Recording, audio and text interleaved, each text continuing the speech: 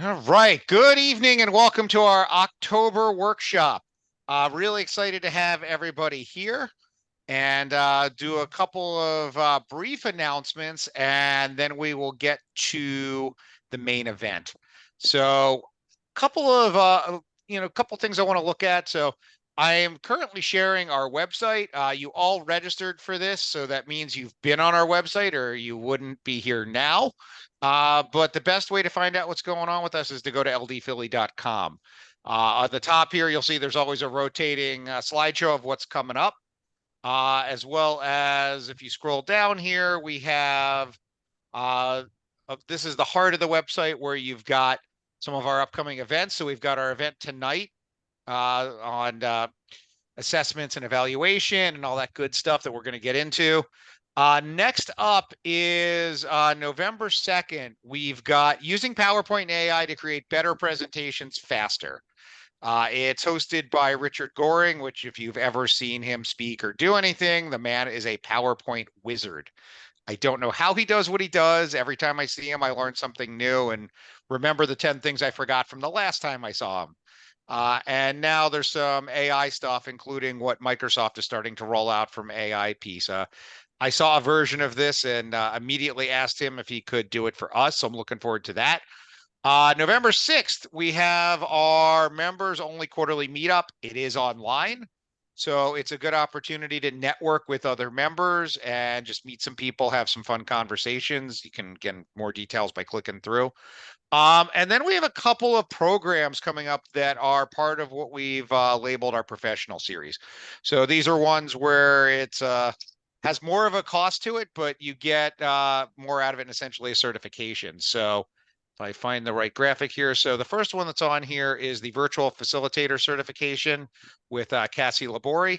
She did a webinar with us a month or so ago. It was really good. There's a kind of a teaser for this. It's held over 5 different, I think it's Tuesdays from 11 to 1.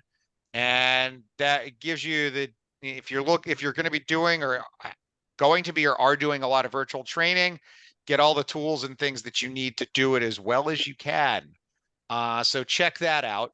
And the other one that is an in-person certification, if I can get to the right page here, is there we go. Um, Bernadette Costello is coming in to do a full day. It's going to be out in Wayne, Pennsylvania. So again, in person, full day of coaching essentials for non-coaches. As coaching and L&D seem to be colliding more and more, getting some background on the fundamentals of coaching and understanding it so that we can integrate it into the things that we do. I highly encourage checking that one out, or all of them out, but that one I'm personally looking forward to myself. And we have started to get a few registrations, and I'm hoping to get a whole bunch more. So that, and if you're looking for what's going on with our partners and friends in the area, there's all kinds of events listed for other organizations, from ATD chapters to National Speakers Association, SHRM, some other things. So check that out. You can always find out what's going on with us on our LinkedIn page by following our feed on here. And very quick shout out to our sponsors. Judge Learning Solutions is our website sponsor. You can find them literally on every page on our website. If you either need custom development, or their other business is job placement. So if either you're hiring people um, or looking for a position yourself, reach out to Judge. You can, again, they're on every page on our website. You can click through for more info. And then Degreed, who is our email sponsor. So in every weekly email you get, you will see their logo, and they are offering a report right now on how the workforce learns. But Degreed is a learning experience platform that helps you aggregate content. Very interesting. Check it out. But again, more details by going through to their stuff that's on our site there. And again, there's other events coming up still. There was a December one that popped up here. Again, lots of good stuff to check out. I encourage you to do so. I am going to stop sharing now, though. And Will, if you want to share, well, I'll give you a brief intro, but I'm sure you have some in there to talk about yourself as well. And so I'm really excited to have Dr. Will, and Will, I know I'm gonna blow your name, but I'm gonna try it anyway. Dr. Will Talmeyer. Okay, so here we go. All right. You gotta pretend that I'm tall, and Tallheimer. I'm in Massachusetts. Cannabis is legal, so I'm a little high, and I bring myrrh. I don't know whatever that is. It goes along with Tallheimer. inserts. Thalheimer. Tallheimer. Got it. I knew I was going to blow it. At least I knew. As someone who never gets their last name pronounced correctly, I apologize. Oh, it's okay. It's happened all my life. I don't even think about it anymore. That's why I just go with Dr. Will, but whatever works. So in any case, I've seen him speak at, I think, 2 different of the big ATD national conferences, including the one in San Diego a couple months ago. And I walked away with a lot each time, especially, and I've been able to apply a lot of what I've learned from that in less of a degree than I hope to in the future, but I've used the tools to build out, for my feedback surveys to move beyond, and I'm sure I'm going to hit on some of the themes that you're going to get to move away from Likert scales and get more, qualitative measurements, I'll say. And I have found the results to be very, very impactful to me in helping me in the feedback loop to make improvements. And what you're going to talk about, I know, goes beyond that, but I will, as was in the, I see the background screwed this up, but I do have Will's book here, and I've got I had the first edition, or the previous version anyway, in another job, and when the pandemic hit, I never went back to that office, so I lost my book. And now that I'm in a new role, I got the new book, so I'm looking forward to using that and applying it to what I'm doing. But a lot of valuable stuff here, and I will go further to say that I think that you have a somewhat unique voice in our community in the way you approach this stuff that I am happy to be sharing with our community. So with that, I will turn the floor over to you to enlighten all of us. Well, thank you very much, Josh. Appreciate that. And we're going to have some fun tonight. I know there's some other activities going on there. We're gonna talk about some learning evaluation stuff. The title of this is New Hope for Learning Evaluation: Data Your Organization Can Trust. Before we start talking about evaluation, let's talk. First of all, can you hear me okay? Thumbs up. And by the way, I love seeing faces. I know a lot of you are munching on dinner or whatever, but if you can show your face, that'd be great. We're going to do a thumbs up, thumbs down exercise later. That's good. You can hear me and you can see the slides. Awesome. Okay. All right. Thank you. Great. All right. So, and let's thank the L&D Philly group. Love it. Josh has put a lot of work into this. He doesn't just call us and say, show up. There's a lot going on. There's a lot of conversations, some quality control stuff. So it's all good. So before we talk about learning evaluation, let's talk about us and the work that we do. We help, we're learning and performance professionals, and we help a lot of people in a lot of different types of jobs. And we help them in their current jobs. We help them in their careers. We help them with their sense of confidence, their sense of identity. And this can have ripple effects into their finances, into their family, into their community and society. So that's really important stuff. We should give ourselves some love for that. At the same time, that's, a sort of awesome responsibility that we have this influence. And so we have to do a good job. The problem is, though, that our job is harder than it looks, right? There's all these different approaches and practices in our field. There's debates about them. There's all these different tool sets. We have to, also have emotional intelligence and project management skills and all this other stuff. So it's hard work that we do, and a bunch of tools that we have to master. And one of those is learning evaluation. I'm going to try to make the case for you that it's an important tool that we can actually leverage to good results. You'll decide for yourself whether we've accomplished that. So how are we doing as a field? Well, I'm now at my consulting practice, Work Learning Research, but for 2.5 years, I was at Tier 1 and helped them with the Learning Trends Survey. This is a global survey sent to L&D professionals like you. And one of the questions we asked this year was, in general, is your learning team able to do the learning measurement it wants to do? And here were the answers. No, we would like to make substantial improvements. 47%, that's like half of us. And then there was another no, we want to make modest improvements, another 18%. Some people said yes, we're mostly satisfied, but we continue to improve our evaluations as needed. So that's about a quarter of us. And then this next one, well, I'm going to introduce myself in a minute, and you'll see that I'm sort of a research to practice kind of guy. And this one really, I find painful. Yes, we are happy because we generally use sound research-supported evaluation practices. Only 5% of us. So, and there were some other responses as well. But you can see 65% of us, 2/3 of us, are frustrated with what we're able to do in learning evaluation. So we have some work to do in this regard.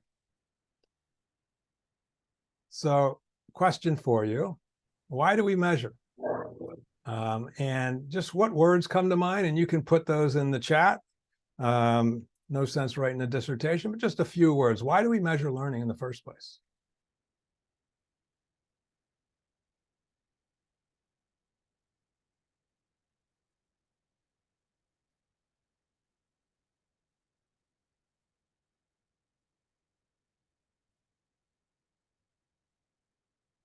Behavior change, impact, make decisions to know if it's effective, to improve, inform future learning development, application or training, budget rationale, ROI. Yeah, there's lots of reasons to measure learning. I think it comes down to this next slide. And if you get nothing else out of this session today, this is probably the most important thing. We measure to make something happen. We don't measure just to gather data. You know, I go and speak at conferences, and oftentimes somebody raises their hand and says, Will, we gather at our big XYZ corporation, we gather all this data and we don't even look at it.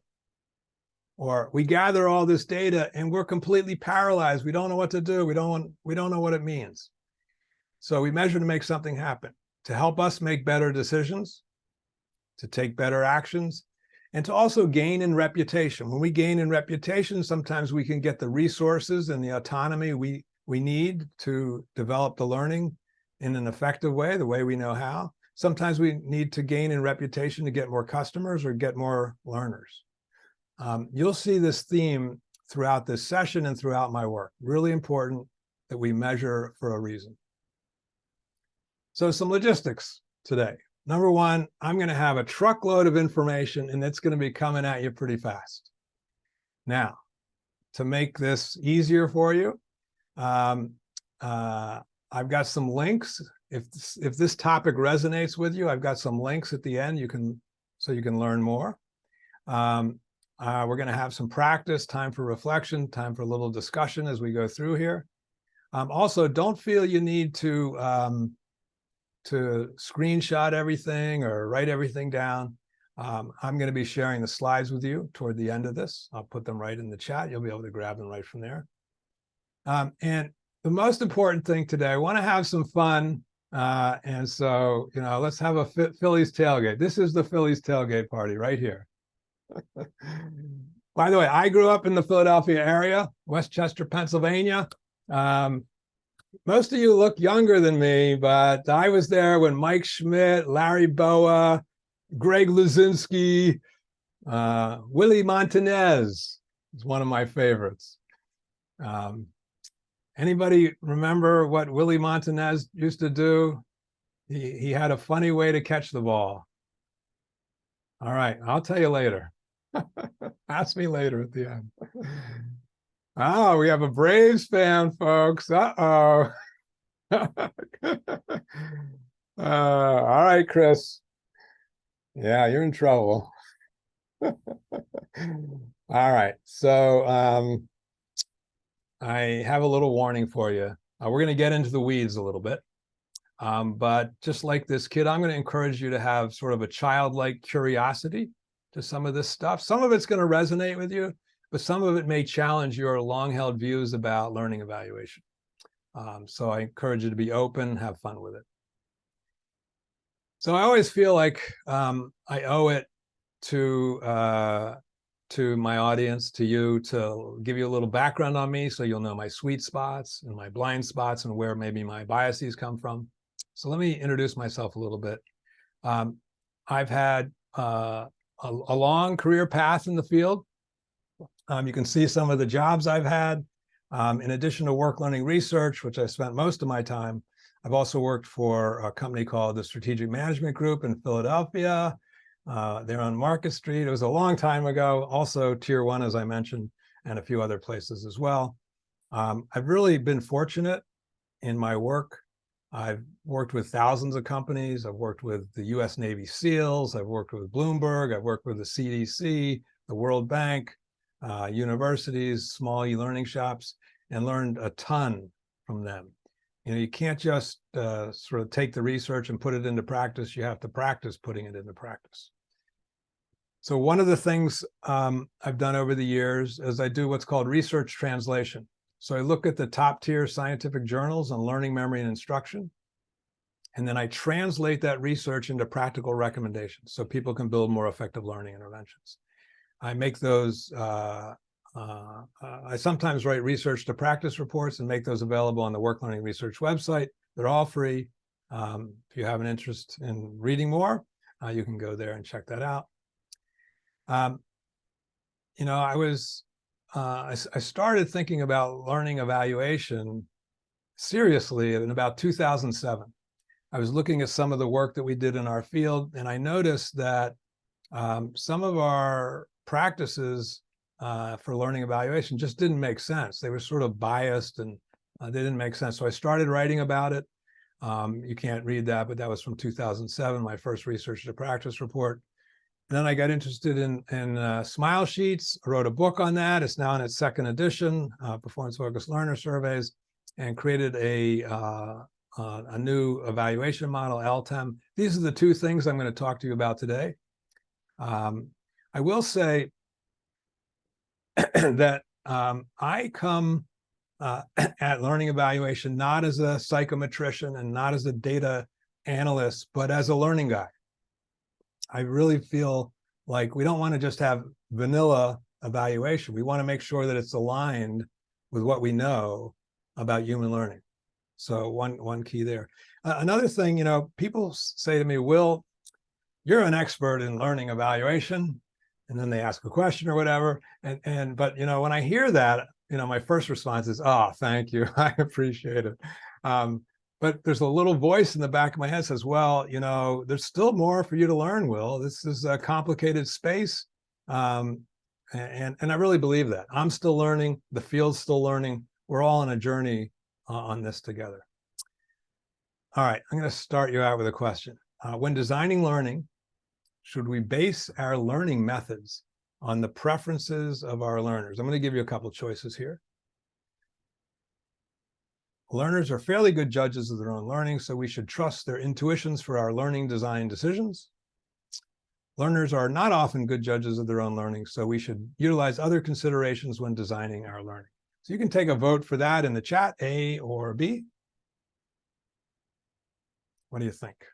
And I know it could be on a continuum, it could be more complicated, but if you had to choose between A and B, what would you lean toward? I can see that none of our keyboards have an A key. It's troubling. Okay. Wow, you guys are so, you don't trust your learners. I don't know. You might get kicked out of the field for that. No, we'll see. We're going to come back to this later. I'm going to share some research on this. It's a really fundamental question for us. Okay. So before we get into learner surveys, let's talk about a couple learning evaluation fundamentals.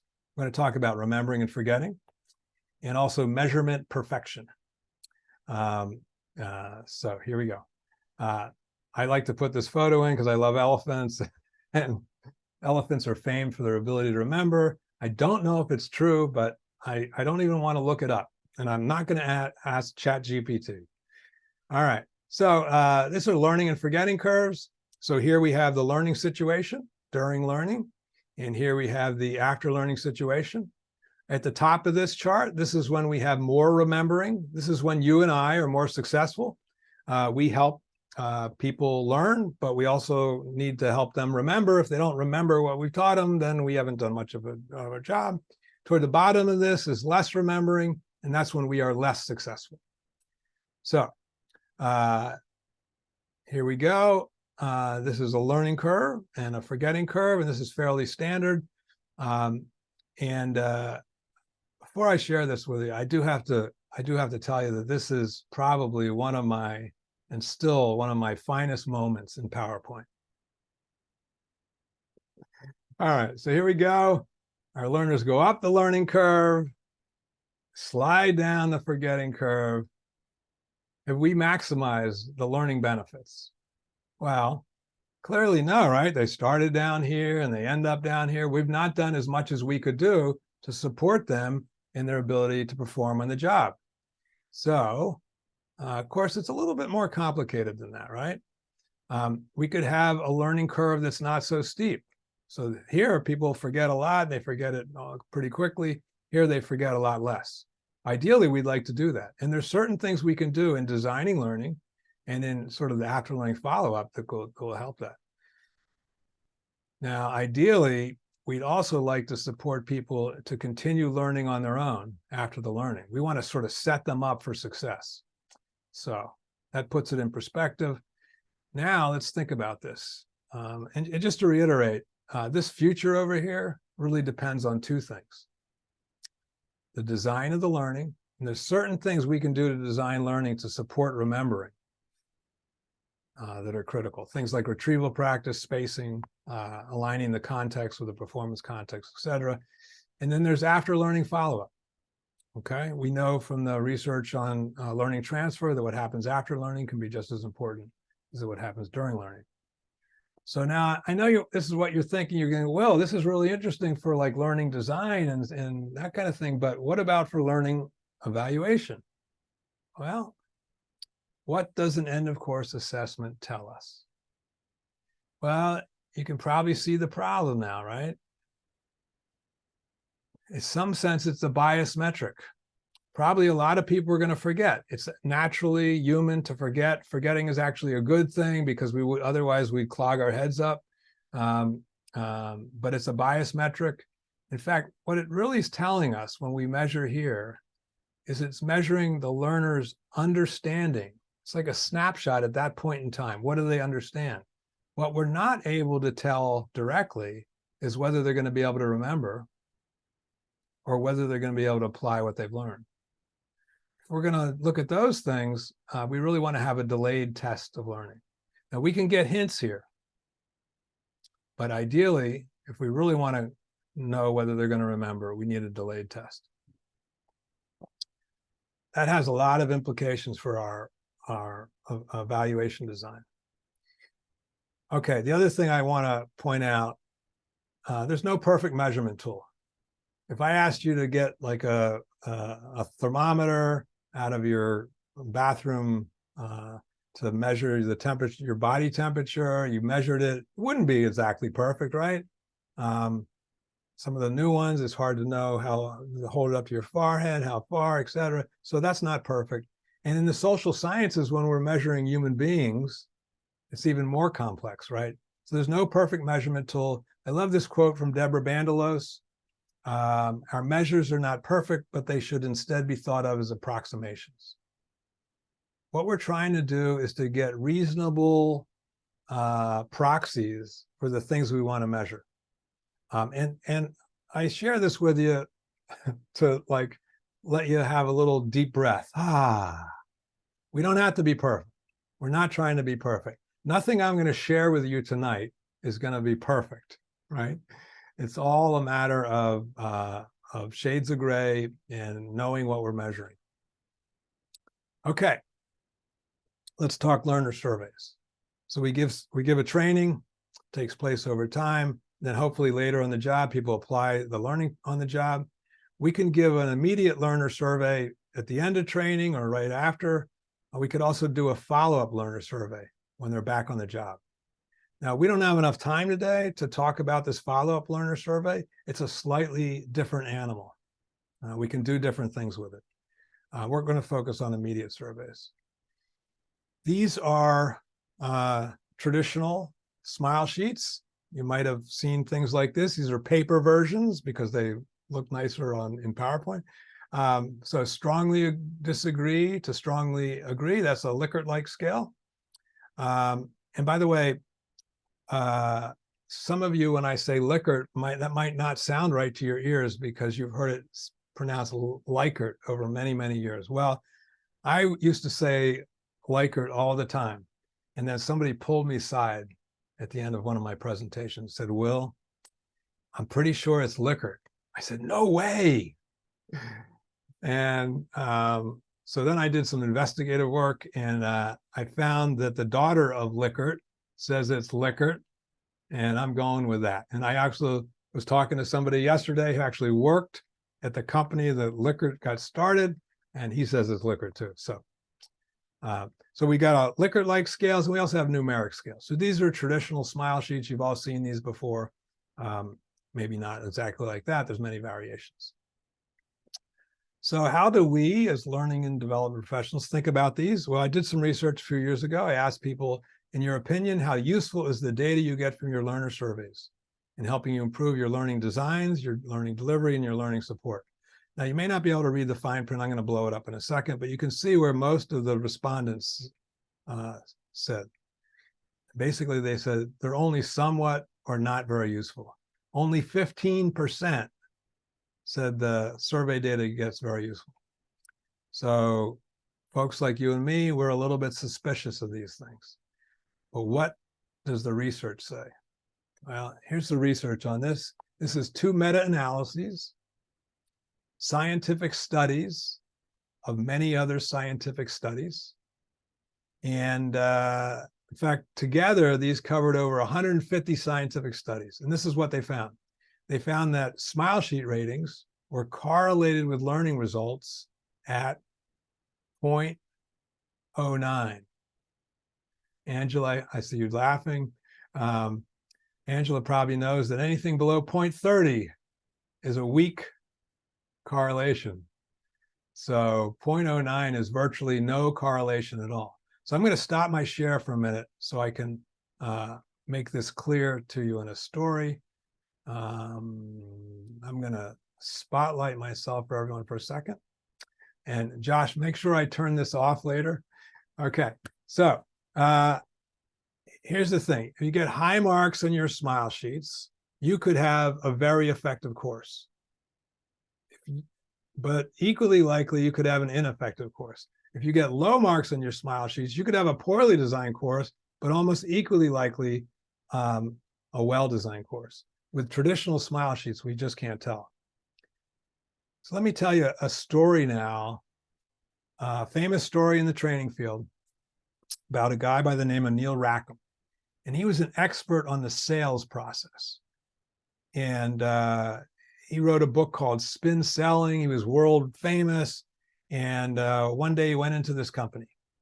And he was talking about research on sales, but they said, Neil, why you're here, we want to tell you about our new training program. We've got like dozens and dozens of salespeople, and we've created a new training program for them. And we're actually rating all the salespeople based on their smile sheet rating from the top down to the bottom. And in fact, there's these 2 guys at the bottom, these 2 trainers, they're not doing that good. We're thinking of firing them. And they said, so Neil, would you be willing to look at this a little bit? He goes, sure, I'd love to. I'm going to make a long story short. He basically said, hey, do you mind if I dig a little bit deeper? So he did, and he looked not only at the smile sheet ratings of the trainers, but he looked at the amount of sales that were produced by the trainees in the program after the training, right? That's our goal, right? Our ultimate goal. We want better salespeople. And so instead of just rank ordering them on their smile sheet ratings, he also rank ordered them on the amount of sales. These two guys that were at the bottom on the smile sheets were at the top on the amount of sales that they created. And when he looked deeper, he said, the reason why is these two salespeople, they're using more rigorous training designs. They're challenging the learners. They're putting them through their paces, making them deal with sales obstacles, et cetera, et cetera. So the learners come out a little bit less confident, but the learners actually know a lot more and they're more prepared to do the work. A perfect example of how our smile sheets can send us off in the wrong direction. So just to reiterate, 0.09 is a weak correlation. So traditional smile sheets tell us very little about learning. Now, when I first saw this data, my first reaction was, oh my gosh, we should not use smile sheets. They're no good. And then I said, wait a minute. We've been doing this for like 5 decades, 6 decades. We've been doing this a long time. They're a tradition. And also, it's respectful to ask our learners what they think. So I asked the question, can we develop a better learner survey? And my answer was yes. I obviously wrote a book on it. I wrote it twice, the 2nd edition now. I think we can. Like I said before, I don't think they're perfect. In the book, I say, whatever you do, don't just measure learner survey ratings. And by the way, this is the same in university teaching as well. The correlation is below 0.30, pretty weak. If you need this data, if you want those meta-analyses so you can try to convince your team or your stakeholders, your business partners, that maybe the way we've been doing these learner surveys is not that effective, you can go to that link there. And there's an article on the poor relationship between smile sheets and learning results. Now, why? Why would our smile sheets be problematic? Well, one of the reasons is we're using Likert-like scales. So we give people a statement and then we have them choose strongly agree or agree, neither agree nor disagree, and then we put a number on it. So strongly agree becomes a 5, agree becomes a 4. Several problems with this. One is we're taking an average. And an average, we don't know how widely dispersed the data is, whether it's skewed to the left, skewed to the right. Also, it's sort of fuzzy data. It's a little bit unclear what to do. And the most important thing, as Sharon Schrock and Bill Coscarelli say, the resulting scale is deficient in that the response words, those, are open to many interpretations. And that enables bias to enter the picture, et cetera. So a lot of issues with these smile sheet things. And here's the research. I asked you a question before, would you trust your learners? And not one of you would. But the research shows that learners don't always know their own learning. They're not really, we human beings, I don't want to say learners because it's everybody, it's us too. We don't always have the right intuitions about learning. Now, does this mean we should not ask our learners what they think? I don't think so. What I think it means is that we have to ask the learners questions that they can answer. We have to make sure they're not biased, of course, but we have to ask them questions where they're going to have some visibility into what might work and what might not work. All right. So now let's talk about what a better learner survey question looks like. Before we do that, I want to acknowledge something that's happened in our field over the past 10, 15, 20 years. And that is the research on learning has really solidified. And you can see that in the work of our research to praxis folks, people like Patty Shang, Miriam Nealon, Carl Kopp, Julie Dirksen, Clark Quinn, and of course, the legendary Ruth Clark, and others as well. Learning science is really strong now. We've got some really good recommendations. So obviously, we should use it in our learning design process. But we also want to make sure that our learning evaluations are aligned with what we know about human learning. Okay, so here's what I think is a better learner survey question. I'll take you through the question and then I'll tell you why I like it. How able are you to put what you've learned into practice in your work? Choose the one option that best describes your current readiness. My current role does not enable me to use what I learned. I am still unclear about what to do and or why to do it. I need more guidance before I know how to use what I learned. I need more experience to be good at using what I learned. I can be successful now, even without more guidance or experience. I can perform now at an expert level in using what I learned. So obviously this is about something important on the job performance. But the key thing, well, that's really important. I don't want to dismiss that. The key thing though, is there's granularity between the answer choices. No longer are we forcing people to choose between strongly agree and agree. We're giving them things that they can wrap their heads around. This has 3 advantages. 1, they're more motivated. You've probably seen people in the old paper-based days circle the same number all the way down the smile sheet. Yeah, okay. So that means they're really not paying attention. So number 1, they're more motivated. They see that these have value. Number 2, we are supporting their decision-making. We're giving them concrete things that they can sink their teeth into. Oh, am I unclear or do I need more guidance? They're really making a choice between those. So it supports their decision-making. And we saw how important that is. And number 3, the data we can get from this can be much more impactful. When we use averages, we might say, oh, my course is a 4.1. The problem with that, and I've looked at a lot of data on this, a lot of the smile sheets come back between 3.8 and 4.5. And we don't know what it means. Well, what's the cutoff point? What's good? What's bad? We get paralyzed. If there's no distinction in the data, then we can't make a decision based on it. So the third reason these are better is because the data is better than an average like 4.1. It can look something like this. So it's the same question, same answer choices. I want to point out a couple things about this. Number 1, I am not an accessibility expert, so I don't know if my color scheme is exactly right with that. I will say Microsoft PowerPoint, when you do the accessibility checker, gives it a thumbs up. But I can't vouch for that. You should check your accessibility expert. Number 2, I want to point out these words. These are called standards. Each answer choice gets a standard. Okay, so I'll dig into that a little bit. Let's say people choose this one. I need more guidance before I know how to use what I learned. And we've labeled that unacceptable.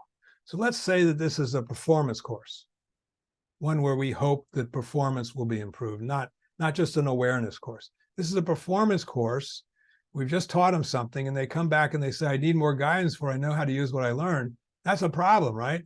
So saying that's unacceptable seems like a reasonable thing to do. Now, if it was an awareness course where we're trying to just introduce some information so people could decide whether to learn more later, that might be acceptable. In the book, for each question, and there's about 50 candidate questions, in other words, questions you can choose from. For each question, I suggest a set of standards for the answer choices. But I say this, whatever you do, don't just use my standards. This is a golden opportunity for you to get together with your learning team and to talk about what should be acceptable, what's unacceptable, what's superior, and what's completely alarming. Also with your business stakeholders as well. You can negotiate what these things should be. Okay. I'm just briefly talking about standards, but they're very important in sort of minimizing bias because they get us thinking about in advance before we see the data, what's up. Here's another question that I like, question about follow through. I'll let you read through that and then I'll tell you why I like it.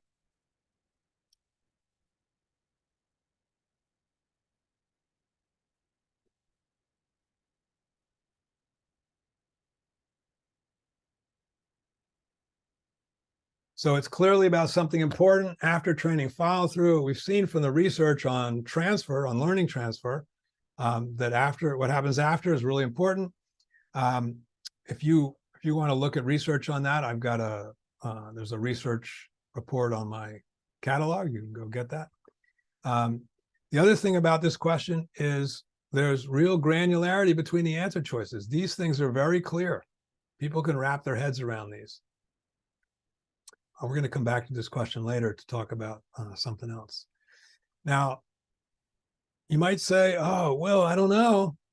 I'm not sure the learners will like these new type of questions. They're very different from what's come before. You know, when the first book came out, people would say that, and I was my internal voice said, "Well, do you think they like your smile sheets as they are now?" But I actually did my due diligence. I found 2 large organizations, one for-profit, one not-for-profit, and we ran a pilot test. And we looked at all different types of courses: leadership training, soft skills training, technical skills, compliance, etc. And we asked the learners, we added a question to the survey: do you like these new type of questions versus the old type of questions? And 80% of the learners like the new questions better than the old questions. 90% like them better than equal to. So, and this is what I've experienced with clients since then. The learners just like these new questions better. And by the way, I do include a question in the book that you can ask your learners whether they like the new questions better than the old questions. It's a great way for you to sort of take a change management approach. If you think you might get resistance to this change, if you ask this questions, the resistance tends to melt away when they see that an overwhelming number of your learners. Somebody was just telling me last week, we asked that question, Will, 100% of the learners like the new questions better. So I've been talking so far about choice questions or forced choice questions where somebody has to choose an answer. But open-ended comment questions are really valuable as well. These are 3 that I like at the end of my surveys. This one is a positive one. What aspects of the training made it most effective for you? What should we definitely keep as part of the training? What aspects of the training could be improved? Remember, your feedback is critical, especially in providing us with constructive ideas for improvement. Sometimes you need to nudge people. You know, they bonded with their trainer. They don't want to be critical. Got to nudge them to get some critical responses. And then this is my secret question. Used to be secret. Is there anything else we should have asked about? Is there anything else you want to tell us? Now, most people won't answer this question, but that's okay. The people that do sometimes give you the most important feedback you're going to get. So I like to include that on all my surveys. One other thing, I want you to notice the way these questions are worded. You notice they're written in a very personal way. The thing is, we don't want this survey to appear like it came down from some cold, steely corporate structure. We want it to come from people. Is there anything else we should have asked about? Is there anything else you want to tell us? We want to create a partnership between ourselves and our learners to get good feedback. Okay. This is one of my favorite. And by the way, I should have said this earlier. At the end of this, if you've got questions, I got a time to answer them in just a bit. I should have said that earlier. Okay, this is my favorite section. This may be, a lot of people find this very surprising. You may too. So our questions can not only gather data, but they can send messages. In other words, they can nudge thinking and action. In the behavioral economic sense of nudging, this question sends some messages, right? It sends a message that what happens after training is very important. Okay, so when we ask that question and our trainers see that, our instructional designers see that, our business partners see that, people go, oh, it also sends some micro messages, right? Oh, wow, my manager will actually support me. We didn't think about maybe getting managers involved. Maybe we should do that. Or maybe it's such an important topic, we need to get people with coaches or mentors.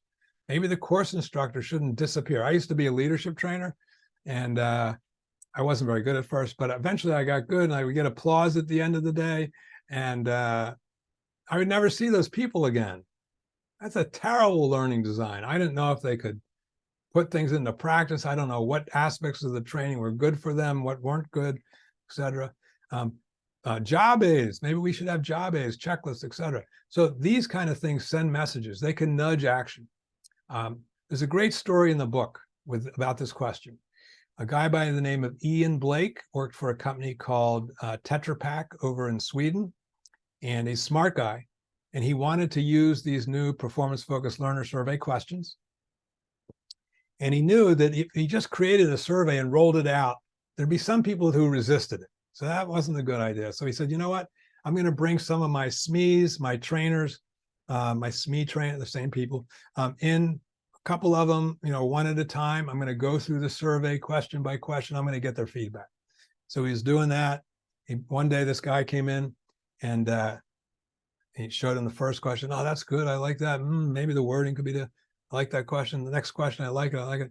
And in this question, Ian had tailored the question. And I encourage people to not just take the generic version, but to tailor them. He had added a choice like, I will be enrolled in, this is the learner talking, remember? I will be enrolled in my instructor's Yammer group to get more reinforcement after the learning. I don't know if it was that word, probably not that word, but something like that. And so the guy who Ian was asking gets to this question. He goes, Yammer? That's the stupidest idea I have ever heard. Nobody's going to do that. And Ian was a little, taken aback by the strong passion for that, but he thanked him. Guy left the office. The very next morning, the guy got in touch with Ian. I was in the shower last night and I was thinking about that Yammer idea. That's brilliant. I'm going to add Yammer to all my courses now. Now think about that. This is a survey that had never been finalized. It had never been sent to learners. No data had been collected. No data had been analyzed. And yet it was already making a difference because of the messages that it was sending. We can use our questions not just to collect data, but to send messages to help educate ourselves and our stakeholders.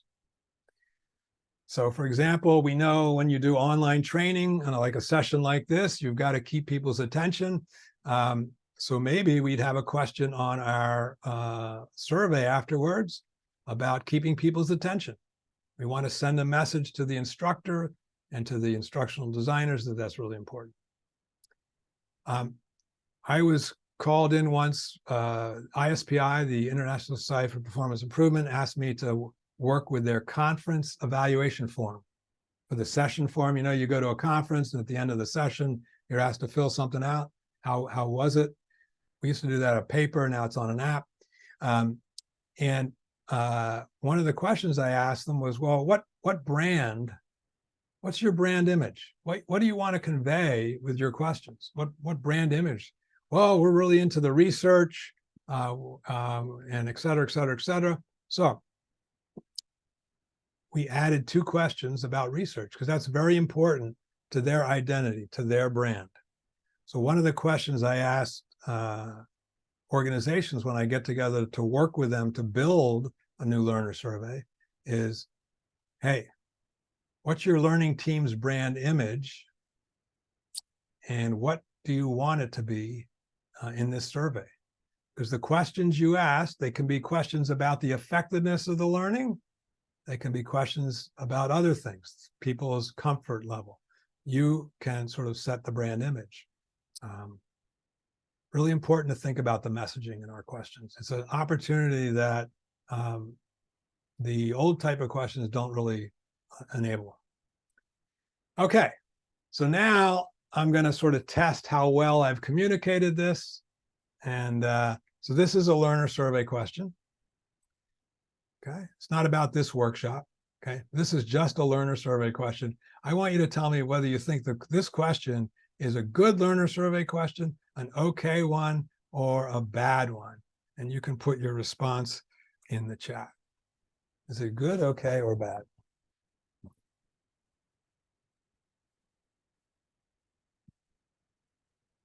Ah, the A key does work. I see. Yeah. Okay. A lot of bads here.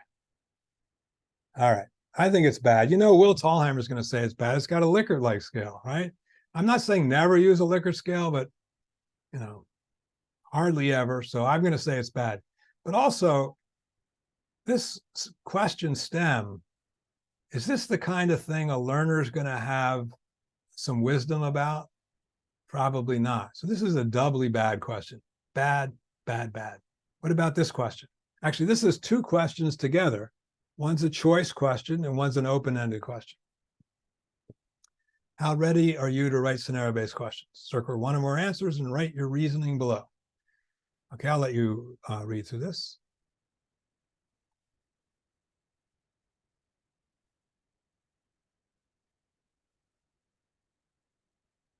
Okay, that's the choice part of the question. And then the open-ended question is, in your own words, how ready do you feel you are in being able to write scenario-based questions? So I'm going to ask you, what do you think about this combination? Is it good, okay, or bad?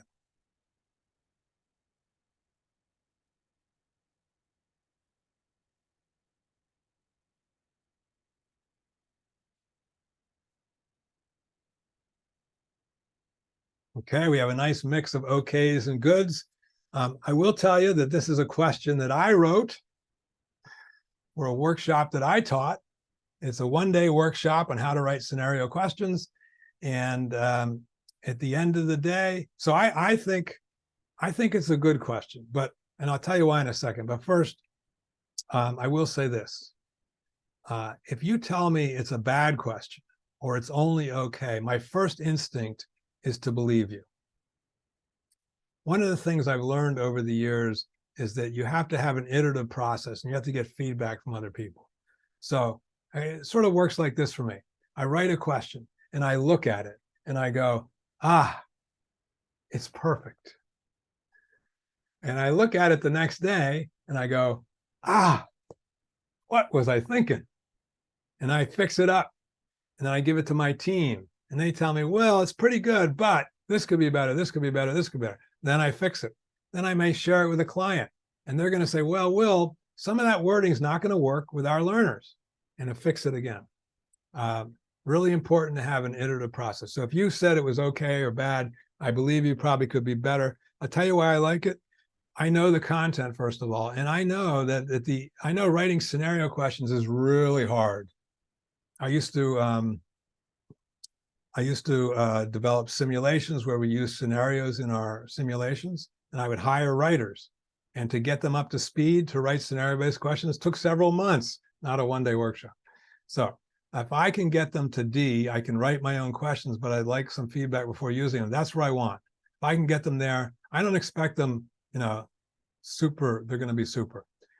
If they can tell a good question from a bad one, that's a little insufficient for me. This is really what I really want. So this gives me a sense of the whole group together, this question, because I'm going to see what percentage chose which one.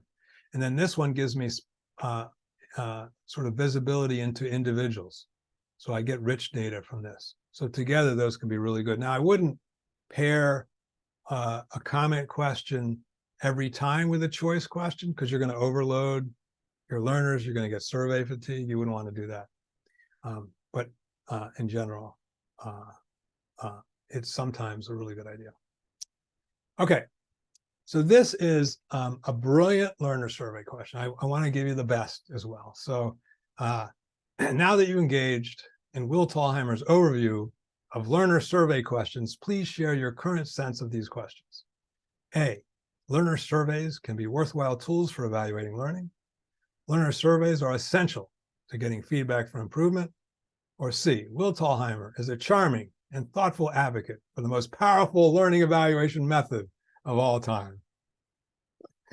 All right, so I asked this question to tell a joke mostly, but also to share something with you. There's a real problem with this design. You notice there's no bad answer choices. If anybody chooses one of these, you're going to have good data, right? It's going to look like good data.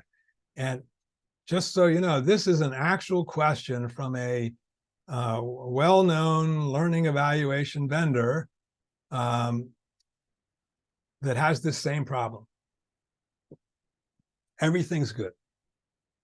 So if anybody answers this question, you're looking pretty sweet. Look what we found. Now you can fix this by having a choice I, which says we did not have a significant impact on any of these, something like that. Also, this question is bad because most people don't know cycle time, and you're not going to be able to think about what risk.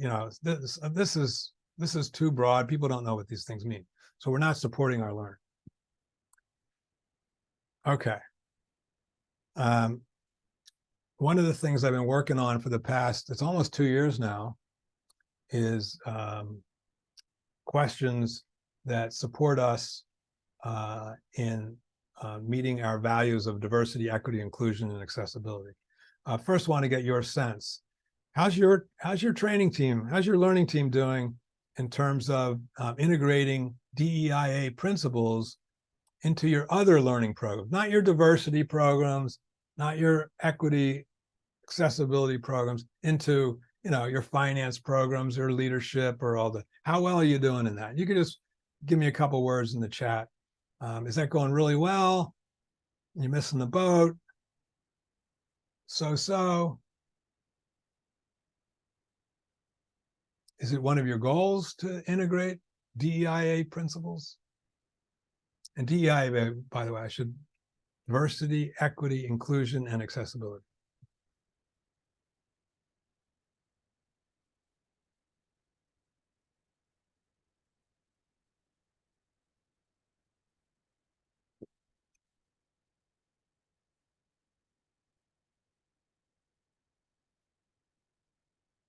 Oh yeah, image selection, yeah.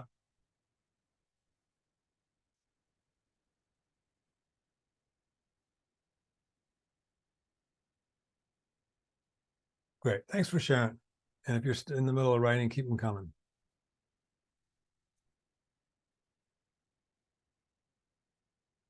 I mean, certainly a lot of us think this is important, and we're trying to do it. We're getting, our organizations are talking about it. So anyway, over the last 2 years, I partnered with a DEIA expert from Europe, Ingeborg Kraus, and she and I have been working on some learner survey questions, not for diversity training, but for any type of training that help us get a sense of how well we're doing on those. And there's her name right there. And so these are some of the main questions. I'll let you look through those.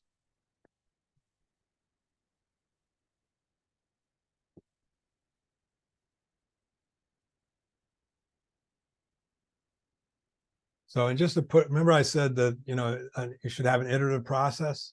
She and I have gone back and forth on these at least a dozen or 2 dozen times. The writing of questions, every word matters, right?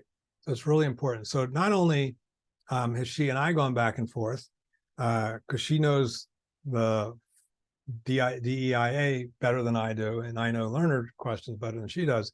But also, she's gone to experts, academic experts. She's talking with a big company that you've all heard of, soft drink company, doing some interviews, getting learners to be interviewed. We're going to do a lot more of that. And then our goal is to just release these to the field in 2024. If any of you are interested in this and want to perhaps, and I'm not guaranteeing we can, if you volunteer, I'm not guaranteeing we can partner with you because we got a lot of people in line, but we're trying to get, we're having companies use these and getting data because we want to continually improve them until we get them to a steady state to put them out there. And this is one, question 6 on belonging. I'll let you skim through that. And you can see the standards are there at the right. Again, you don't, I should have said this, you don't share the standards with the respondents. You keep those to yourselves.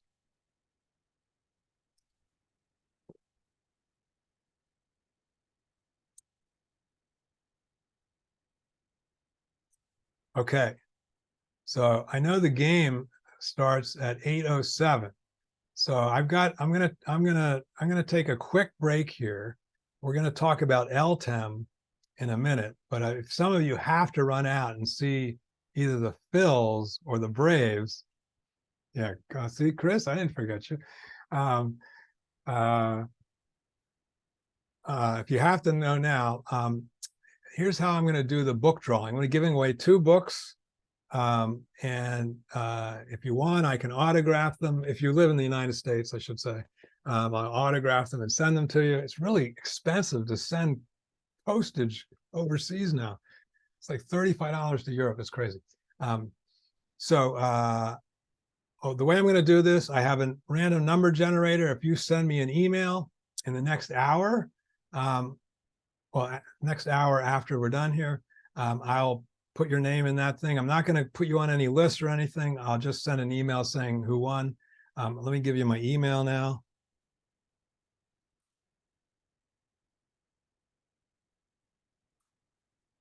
And again, this is not the end of the program.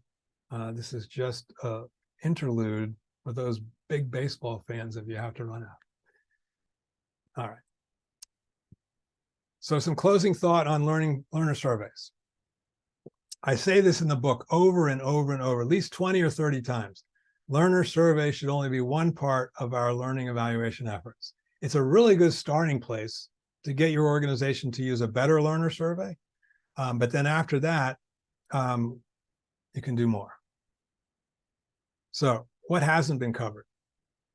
So I haven't had time to talk about a lot of this. Obviously, the book is, I don't know, 294 pages or something. There's a lot in there. And there's more as well.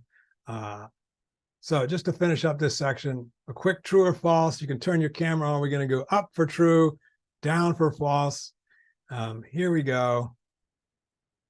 I'm pausing here in case anybody wants to. Hey, Georgette, welcome back. All right, here we go. We should utilize distinctive answer choices to motivate our learners, to support them in answering our questions, and to get more meaningful data. Do you think it's true or false? Oh, double thumbs up. All right. See, mostly thumbs up. Okay, great. What about this one? Learner surveys, sometimes called smile sheets, provide at least some indication about whether learning was effective. True or false? Okay, I see a lot of thumbs down. But this is a trick question. Woo! So,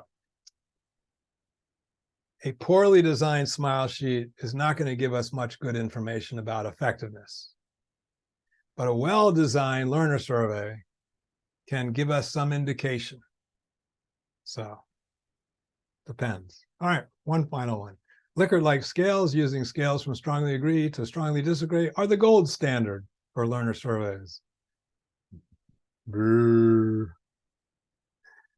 All right, that was fun for me anyway. Okay, so we're going to go on to LTEM, but I want to stop here and see if there's any questions. I see one in the chat right now, and usually I'm not able to multitask, but it's sitting right there. Great question from Catherine Sandoval.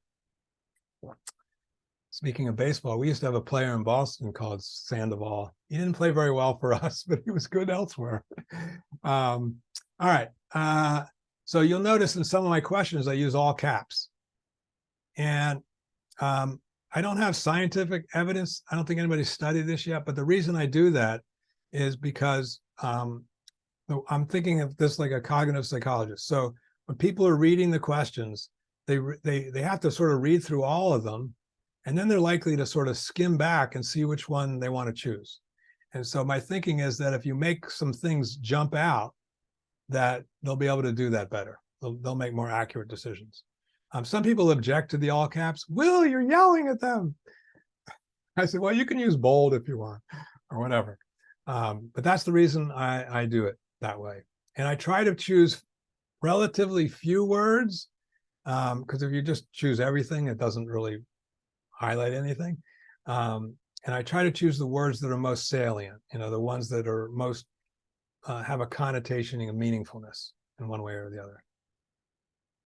What other reflections did this discussion so far, anything we talked about, did it make you have any reflections about your current practices? Did it make you think, oh, we're doing the right thing or we're doing the wrong thing? And also, any other questions?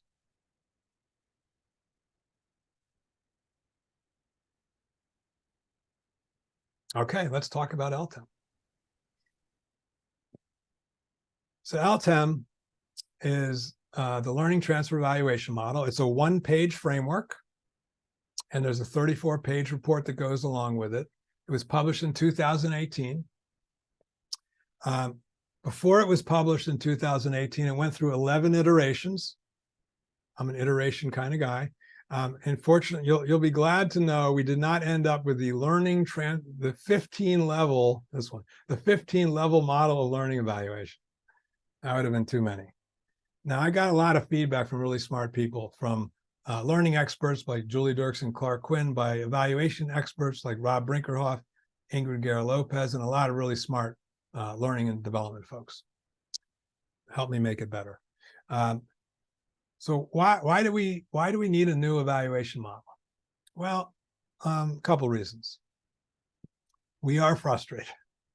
So clearly something's not working out. Also, there's some of these biases in the way we measure learning, right? Some blind spots that we have. A while back, I wrote an article called Common Mistakes in Workplace Learning Evaluation.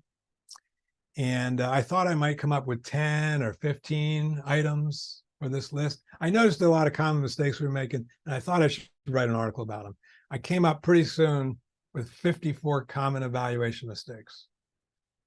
And by the way, there's a link there if you want to read this. I'm going to share that link with you later.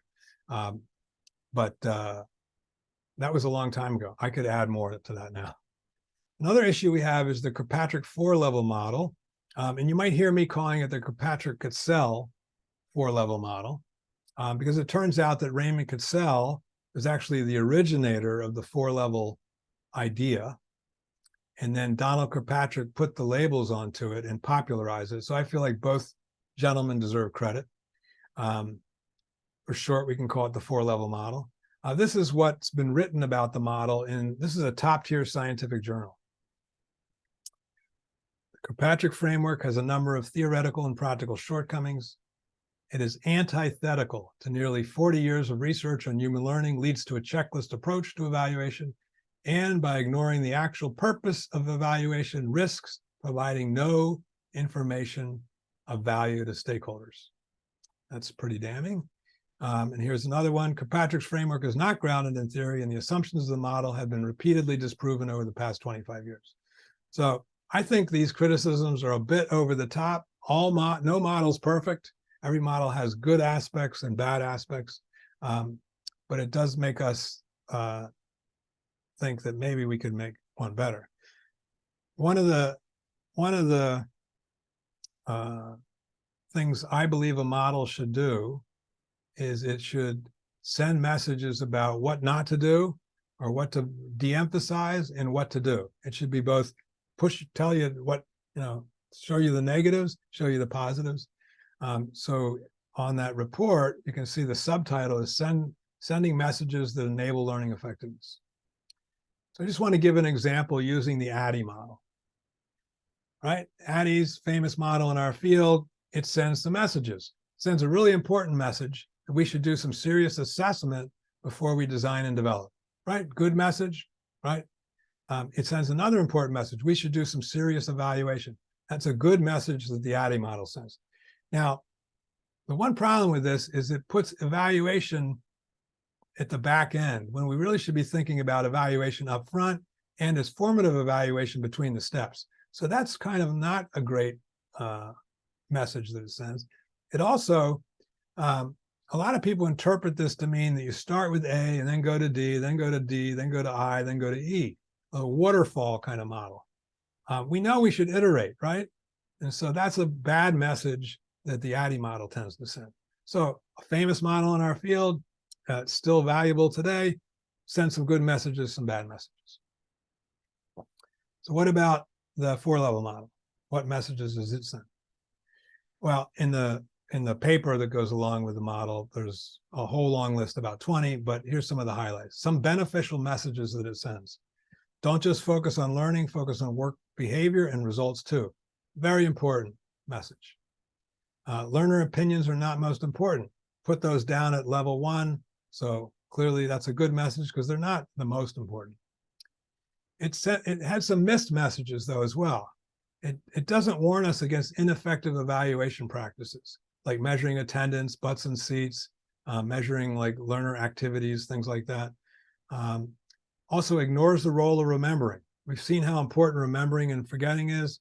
It's silent on those. And here's the big one. Level 2 learning is mashed into one bucket. So we could measure, when we think about measuring learning, we could measure like the regurgitation of trivia or the recall or recognition of meaningless information or meaningful information or decision-making competence or task competence or skills. All that gets mashed into the level 2 bucket. Then there's no differentiation. That's a big continuum from trivia to skills, right? So that's a problem with the 4-level model. Just another reason why we might want to have another model. So this is LTEM. I took off the words to show you that it's color coded. So it's sort of like a stop light. Red is not as good, yellow is mediocre, green is good. Now, I was told that, well, Will, in some cultures, red is best or red is lucky. Okay, well, I wasn't thinking that at the time. That's why it's the way it is. I'm going to now take you through the 8 tiers. And by the way, I call them tiers instead of levels, so there's no confusion with the 4-level model. So attendance, the learner signs up, starts, attends, or completes the learning experience. Now note the fine print. This metric is inadequate to validate learning success because learners may attend but not learn. Okay. They can also learn the wrong thing. Activity, measures of attention, interest, participation. This is fine to measure these, but we don't want to validate our learning based on that because people may do these things but still not learn. So okay to measure, to know, so from a formative evaluation standpoint, to know what's going on in our learning, but we don't want to validate our success on that. Tier 3 is learner perceptions, and it's divided into 2 levels. Learner is queried in a way that reveals insights related to learning effectiveness, or learner is queried in a way that does not reveal insights on learning effectiveness. So this is measuring things like learner satisfaction, course reputation, etc. So if we're looking at surveys, this would be traditional smile sheets. This would be performance-focused learner surveys.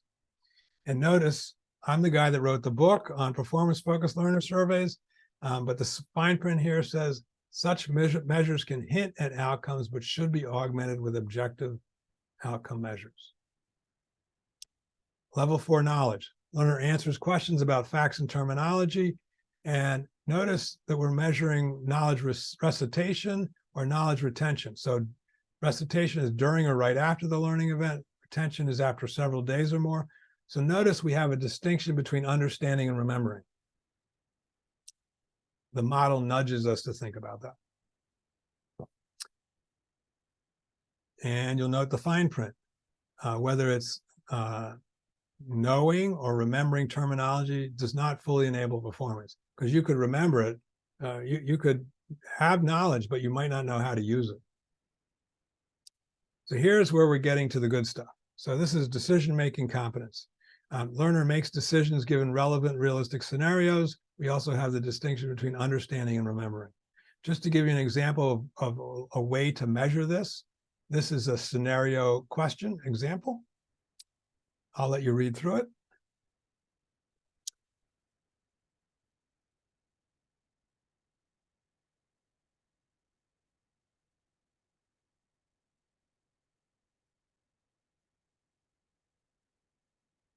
So this was a question to measure a course on entrepreneurship, how to run a small business. So we created, actually, I think it was mostly me, created questions, and then we cloned the questions. So we have one for the pre-test, one for the post-test, one for a delayed post-test. We validated them with experts. I could have showed you a lot of questions, but I showed you this one because Elena is my daughter's name and my wife works in the sustainable agriculture space. So that's a scenario question. We also measured, and we use that to measure this hybrid e-learning program. And then we also measured the quality of their business plans. So this is, can they actually carry out tasks that are related to the job? So that would be LTEM Tier 6. So task competence, and again, it has the distinction between understanding and remembering. And we'll jump up to transfer. So when the learner uses what was learned to perform work tasks successfully is clearly demonstrated through objective measures. We have assisted transfer and full transfer. So assisted means they can't do it on their own. Full transfer means they can. And then Tier 8, the effects of transfer. And I sort of hint here that it doesn't have to be the effects on the organization. It could be on the learners, the coworkers, family, friends, the organization, community, the society, and environments. You don't have to measure all those things, but you could. You ought to at least know that these are options for us. Just to give you a sense of Tier 8, these are some of the kind of things you can measure. When I take groups through this, we spend a lot of time deciding what they are. There's thousands of these KPIs that we can look at. You'll notice some of them have to do with the organization, the business. Some of them have to do with the employees and the learners. Okay, so just to be clear, Tier 7 and 8 are work performance. Tier 6 and 5 and on down is performance and learning. Everybody wants to know, well, Will, how does this compare to the 4-level model? All right, let's take a look. So level 1 reaction is the same as Tier 3, learner perceptions. You'll notice how the 4-level model is silent on activity and attendance. It doesn't push away from that. Here's the real benefit, I believe, of LTEM. It divides learning into knowledge, decision-making competence, and task competence. In other words, it brings learning wisdom into the learning evaluation process. Tier 3 behavior, same as transfer, more or less, and Tier 4, same as effects of transfer. So now that I've explained the model briefly, how do people use this? So here's a few options. One is we can use it to do a gap analysis, like a map. Where are we now? We are using traditional smile sheets and we're measuring attendance, completion rates. What do we want to do later this year? Well, let's bump it up for some of our courses for a performance-focused learner survey. Let's use some scenario questions. And maybe next year for some important courses, we'll really bump it up. We'll do more and more. So simply as a way to say, hey, what are we doing? What might we want to do better? You can also backward chain a measurement. You can think about all the things you might want to measure.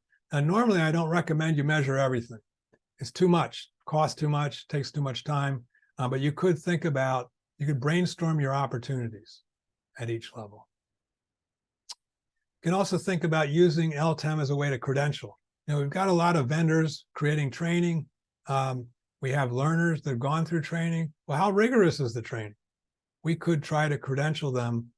So for example, you might have a course that asks people to be proficient in making decisions. And then we might be able to say, those who met the requirements performed successfully on an LTEM Tier 5 assessment, showing competence in making decisions in challenging realistic scenarios. If you're interested in the certification idea, there's an article on that. This is my favorite one. We can use LTEM to improve our learning designs. So we introduce LTEM to our learning team, and then we don't start out with learning objectives. We start out with evaluation objectives. What do we want to measure?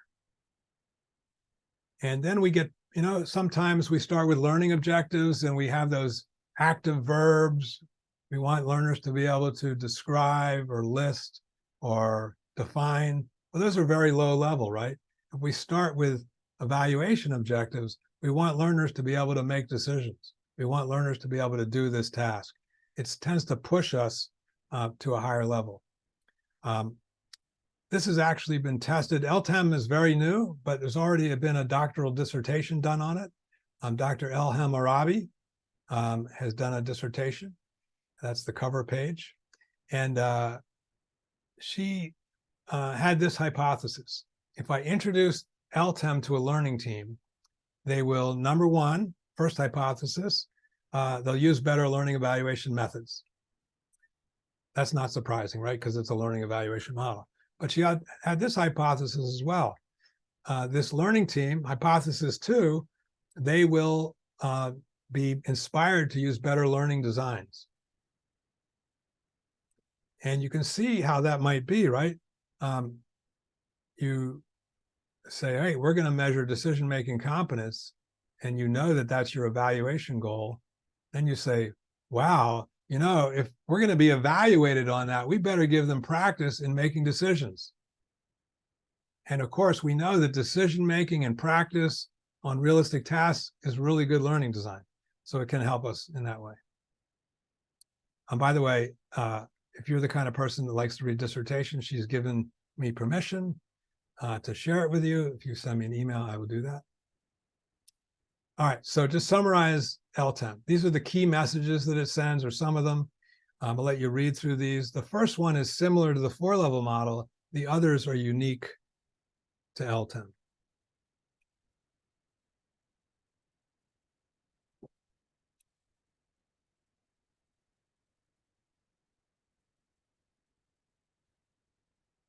Okay.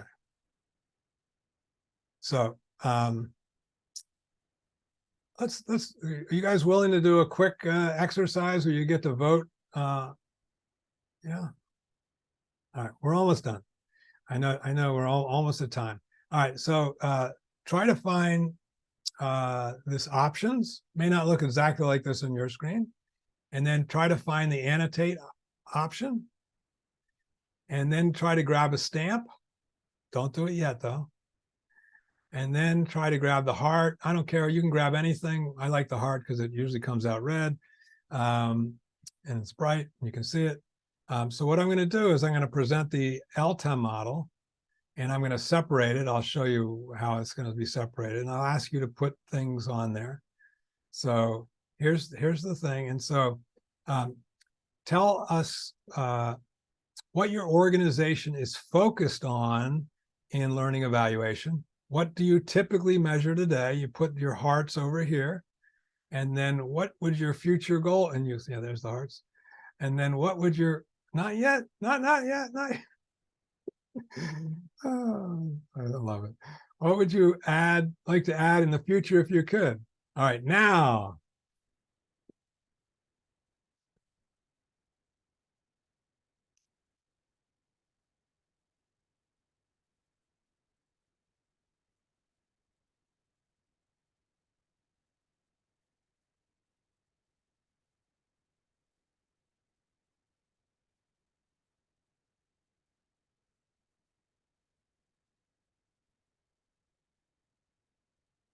Okay, well, we can see where this is going already, right? I'm going to take a picture of this.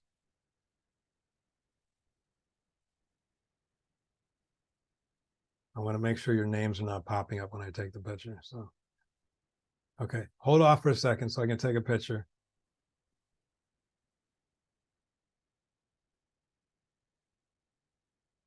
Great, thank you. Okay, you may continue. All right, actually, I'm going to Josh, can you clear the screen? Because I can't seem to do it. Toolbar is upgraded. Oh, it's giving me all these. Uh-oh, I really messed up here.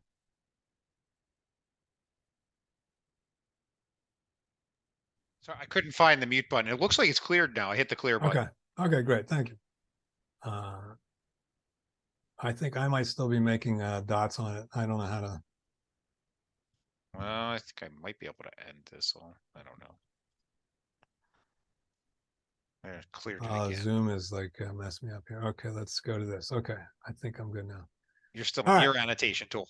Okay, all right. So some takeaways. Sometimes it's fun and it's sort of valuable if you put just, I've talked about a lot of things today. If you try to remember what those are and put those in the chat, a couple of things in the chat, it's good for you. You get retrieval practice yourself. And also you can share with other people and they can see what's important and they might get an idea about what to focus on. So as you're doing that, I will take us through our final steps here. I promised you we'd have a truckload of information.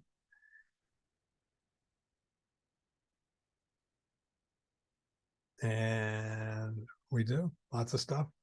To learn more, there's a whole bunch of articles here for you to read if this resonated with you. There's a lot going on in learning evaluation, much more complicated than we think. Whoa. My book is available worldwide. And again, if you are enticed to want to try to win the drawing, here's my email again. And you can call me or you can email me for other things as well. Okay. There's also a new article I've written, The Dangers of Creating Learner Surveys Alone, How to Avoid Tunnel Vision. And you can get it at this URL.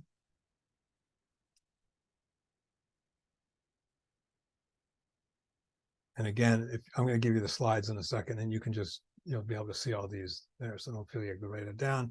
I teach a workshop, a gold certification workshop on these smile sheets. You can get that there. In fact, I'm gonna put the slides in right now.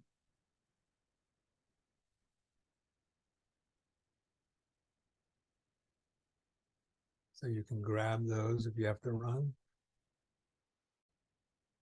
They're coming, 19.91 megabytes. I probably didn't lower the resolution of the pictures.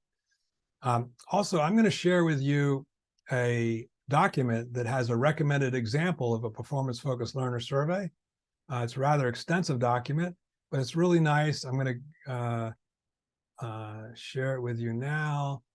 And I'm going to share with you the Word version so you can use it as a template.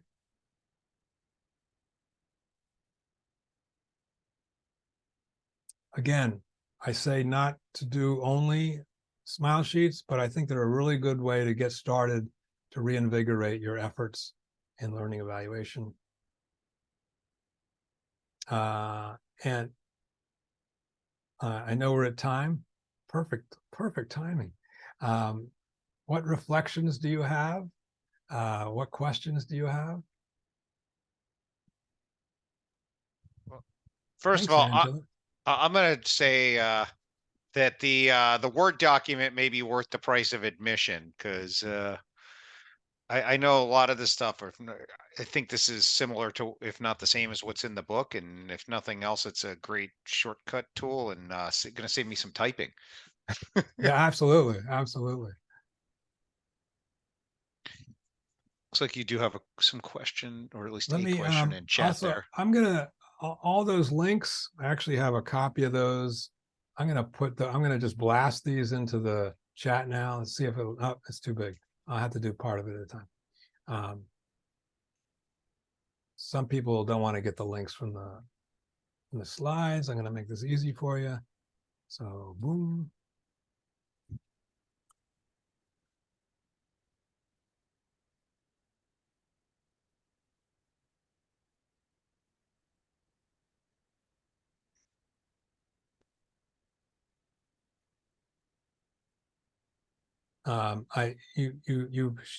You can save the chat if you want on your own machine.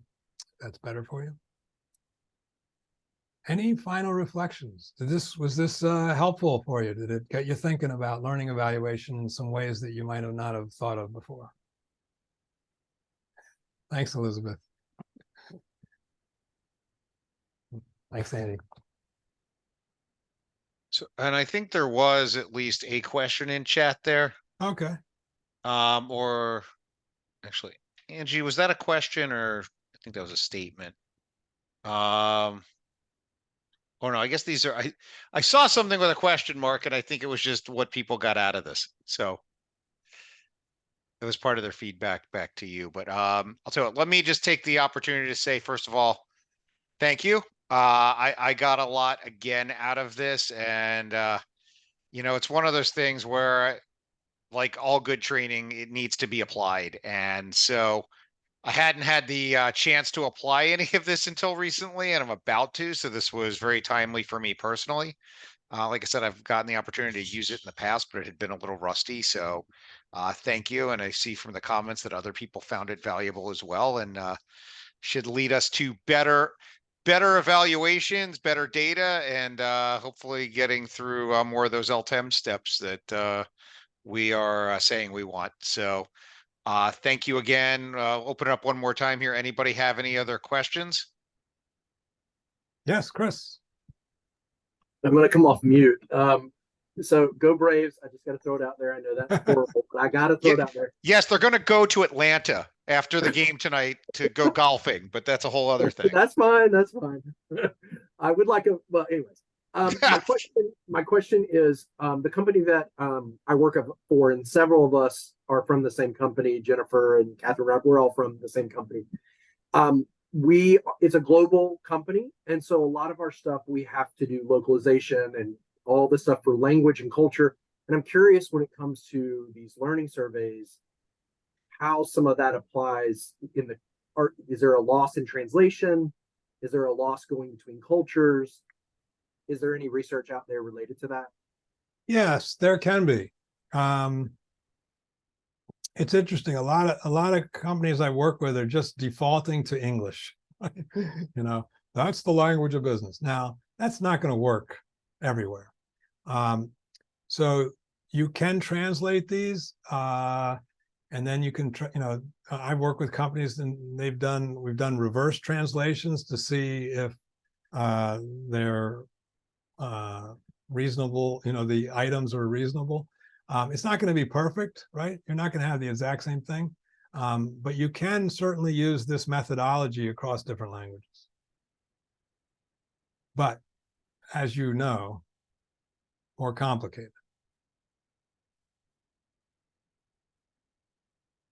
And by the way, I'll tell you the best way to, if you're like creating a new question, the best way to sort of understand how the respondent is parsing or making sense of your question is what's called a think aloud protocol, where they take a course and then you grab a few of them and you have them fill out the learner survey while you're watching them, and you have them verbalize what they're thinking as they go through it. And it's a little weird at first, but they'll often tell you, they'll say, one of the choices will be something, and they'll talk about that choice, and you'll hear how they're talking about it, and they're thinking about it completely differently than the way you thought about it. And that gives you an opportunity to tweak your answer choices or even your question if you need to. It's much more time intensive, but it's sort of the gold standard. Most people don't do it. I don't want to give you the impression that most people are doing it, but that might help with your translation, give you more confident that people are making sense of the questions the same way in different languages.